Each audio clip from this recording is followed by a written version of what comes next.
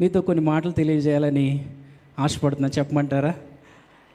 ఎందుకంటే నేను ఒక సేవకుని కుమారుణ్ణి. అయితే సమయం వృధా చేయడం ఎందుకు, 2 మాటలు తెలియజేసి ఒక డాడీ వస్తారు. 2 మాటలు దేవుడు నా మదిలో పెట్టిన మాటలు మీకు తెలియజేసి నా సమయాన్ని ముగిస్తాను. హల్లెలూయా.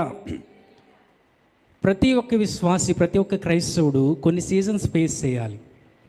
సీజన్స్ అంటే ఒక్కొక్కసారి ఒక్కోలా ఉంటుంది. కుటుంబ పరిస్థితి అయినా, మన యొక్క వ్యాపార పరిస్థితి అయినా, కుటుంబంలో ఉన్న ఆరోగ్య పరిస్థితి అయినా, ఏదైనా సరే, అది ఏ వ్యక్తి జీవితం తీసుకున్నా సరే చాలా రకాల సీజన్స్ ఫేస్ చేయాల్సి వస్తుంది. ఒకప్పుడు చాలా ఆనందంగా ఉంటాం, ఒకసారి విచారంగా ఉంటాం, ఒకసారి లాభాన్ని చూస్తాం, ఒకసారి నష్టాన్ని చూస్తాం. ఈ విధంగా చూస్తుంటే ప్రతి విషయంలో అనేకమైన సీజన్స్, అనేకమైన కాలాలను మనం చూస్తూ ఉంటాం.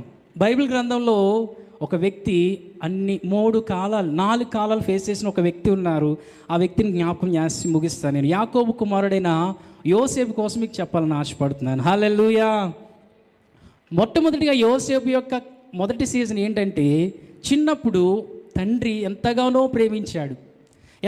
ప్రేమించి తనకు ఒక మంచి అంగి కూడా కుట్టించి ఇచ్చాడంట. చాలా రంగురంగుల విచిత్రమైన అంగి అని రాయబడి ఉంది ఆదికాండం 37వ అధ్యాయంలో. అంటే సహోదరులు అసూయపడేంత విచిత్రమైన అంగి కుట్టించి ఎవరికి ఇచ్చాడంటే యాకోబు యోసేపునికి ఇచ్చాడు. 37వ అధ్యాయం 3వ వచనం. హల్లెలూయా. ఈ సీజన్లో యోసేపు చాలా ఆనందపడి ఉంటాడు, చాలా ఆనందంగా ఉండి ఉంటాడు. ఎందుకంటే తండ్రి ప్రేమను పొందుకుంటున్నాడు, అన్నదమ్ములందరికంటే ఎక్కువగా ప్రేమించబడుతున్నాడు. తండ్రి మంచి అంగి కుట్టించి ఇచ్చాడు. చాలా ఆనందంగా ఉంది పరిస్థితి అంతా ఆ కాలం చూస్తే. కానీ ఆ కాలం ఎంతోసేపు నిలబడలేదు. రెండవ సీజన్ ఏంటో తెలుసా? అన్నదమ్ముల చేత అమ్మబడి ఎక్కడికి వెళ్ళాడంటే, ఇప్పుడు ఒక అమ్మివేయబడిన ఒక బానిస ఇంటికి వెళ్ళాడు. హల్లెలూయా. ఒక బానిస వస్త్రాలు ధరించబడ్డాయి. ఇప్పుడు ఆ విచిత్రమైన నిలువుటంగి ఏం తీసివేయబడింది, అది ముక్కలు చేయబడింది. ఇప్పుడు ఏ వస్త్రం ధరించుకున్నాడు యోసేపు? బానిస వస్త్రాలతోనే ఉండిపోలేదు, అక్కడ ఖైదీ వస్త్రాలు కూడా ధరింపజేసుకున్నాడు యోసేపు. మీరు ఒకసారి ఆలోచించండి. యోసేపు అసలు ఊహించుండడు, కానీ యోసేపు జీవితంలో దేవుడు ఒక కార్యాన్ని చేయాలనుకున్నాడు కాబట్టి ఒక అద్భుతమైన కార్యం చేసి యోసేపుని ఒక ప్రదేశంలో, ఒక స్థానంలో, ఒక ఉన్నతమైన ప్రదేశంలో ఉంచాలని ఆశపడ్డాడు కాబట్టి ఈ అన్ని సీజన్ గుండా యోసేపుని నడిపించాడని నేను నమ్ముతాను. హల్లెలూయా. ఈరోజు ఎంతమంది ఏ సీజన్లో ఉన్నారో నాకైతే తెలియదు, కానీ పరిశుద్ధాత్మదేవుడు మాట్లాడుతున్నాడు. నువ్వు ఎటువంటి సీజన్లో ఉన్నా సరే, యోసేపు చివరి యొక్క సీజన్ ఏంటి? ఒక అధికారి వస్త్రాలు ధరించుకుని ఉన్నాడు. హల్లెలూయా.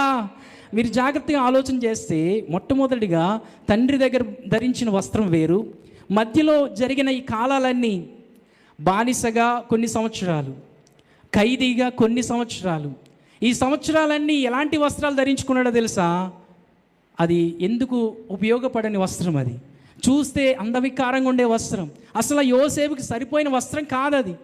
ఆ సీజన్ ఎలా గడిచిందంటే యోసేపుకి చాలా విచారంగా, చాలా అది నా లైఫ్ ఇది కాదు కదా, అసలు ఆ దేవుడు నన్ను పిలుచుకున్నది, దేవుడు ఇచ్చిన దర్శనం ఇది కాదు కదా, దేవుడు నన్ను ఒక ప్రదేశంలో ఉంచుతానన్నాడు, ఒక ఉన్నతమైన స్థాయిలో ఉంచుతానన్నాడు కదా అని యోసేపు అనుకుని ఉండడు. ఎందుకంటే తను వెళుతున్న కాలాన్ని బట్టి చూస్తే తను ధరించిన వస్త్రాలు చెప్తున్నాయి ఆ యొక్క సీజన్ ఎలాంటిదో. హల్లెలూయా. ఈరోజు దేవుని వాక్యం ఆధారం చేసుకుని చెప్తున్నాను. యోసేపు లాంటి సీజన్లో, యోసేపు భరించిన కాలం లాంటి కాలంలో ఎవరైతే ఉన్నారో దాన్ని దేవుడు ఒక దుఃఖాన్ని ఆనందంగా మార్చే సమయం ఇది. హల్లెలూయా. విచారాన్ని మీకు సంతోషంగా మార్చే సమయం ఇది. హల్లెలూయా. ఆ కాలం ఎంతో కాలం లేదు. యోసేపుని గమనిస్తే 12 సంవత్సరాల వయసులో తండ్రిని దూరం అయితే, ఇంకొక 17 సంవత్సరాల తర్వాత 30 సంవత్సరాలకే మరలా దేవుడు ఏం చేశాడు తెలుసా? ఆ దేశానికి ప్రధానమంత్రిగా, ఒక ఆహార శాఖ మంత్రిగా దేవుడు యోసేపుని నిశ్చయించేశారు. హల్లెలూయా. ఈ మాటలు వింటున్న ప్రియ సహోదరులారా, దేవుడు ఇస్తున్న ఒక మాట ఏంటో తెలుసా? ఇప్పుడు ఏ సీజన్లో ఉన్నావో పరిశుద్ధాత్మ దేవునికి ప్రతిదీ తెలుసు. అయితే ఈ ప్రతి సీజన్ని మార్చి నీకోసం ఒక మంచి రాత రాసి, నీకోసం ఒక మంచి ప్రణాళిక సిద్ధం చేసి నిన్ను ఒక ఉన్నతమైన స్థానంలో ఉంచడానికి మనకి ఏమి ఇచ్చాడు తెలుసా? దేవుడు వాగ్దానాలు ఇచ్చాడు, అనేకమైన ప్రవచనాలు ఇచ్చాడు, దైవ సేవకుల ద్వారా అనేకమైన మంచి మాటలు మనకు అనుగ్రహించాడు. అయితే అవి నెరవేరడానికి కొద్ది సమయం పడుతుంది.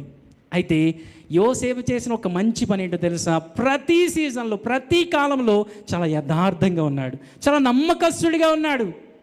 చూడండి, ఆ యొక్క పోతిఫర్ ఇంట్లో అంత నమ్మకంగా ఉన్నాడు. ఆ యొక్క పోతిఫరు భార్య విషయంలో ఎంత యథార్థంగా ఉన్నాడు. ఎవరు చూసినా చూడకపోయినా దేవుడు నన్ను చూస్తున్నాడు అనే ఒక దేవుని యందు భయభక్తులు ఉంది. చూశారు, దేవుడు ఆ యొక్క దాన్ని చూసి ఆ యోసేపు యొక్క సీజన్ అంతా మార్చేసి అక్కడ నుండి ఒక మంచి సీజన్ దేవుడు దయచేశాడు యోసేపునికి. హల్లెలూయా.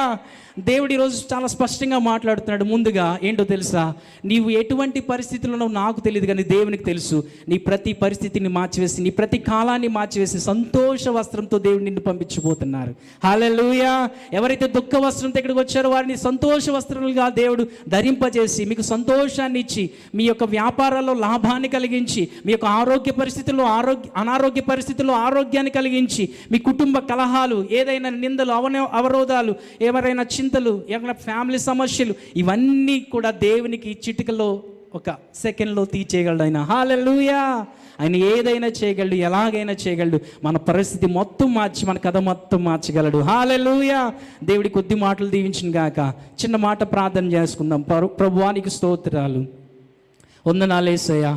ఈరోజు ఎంతమంది అయితే ఈ మాటలు విన్నారో వారి జీవితాల్లో ఒక గొప్ప కార్యం చేయండి ప్రభువా. యోసేపుని చూసిన తండ్రి, ఇదిగో ఎంతమంది అయితే ఈ యొక్క బ్యాడ్ సీజన్లో ఉన్నారో, ఒక ఆటంకాన్ని కలిగించే, ఒక అవరోధాలు దాటి, ఒక శోధనలు భరించే, శ్రమలను సహించే దశలో ఉన్నారు, వారి యొక్క కన్నీటిని తొడవండి, వారి యొక్క దుఃఖాన్ని నాట్యంగా మార్చండి, వారికి సంతోష వస్త్రాన్ని కలిగింపచేయండి ప్రభువా.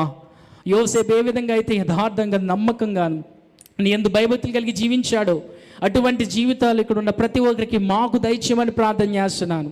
ఈ మాటల ద్వారా ప్రతి ఒక్కరిని దీవించమని, ఈ మాటలు ప్రతి ఒక్కరికి ఉపయోగకరంగా, ప్రయోజనకరంగా చేయమని ప్రార్థన చేస్తూ నజరేయుడైన యేసయ్య నామములో అడిగి వేడుకొని పొందుకుని నాం తండ్రి, ఆమేన్. దేవుడి కొద్ది మాటలు దీవించును గాక.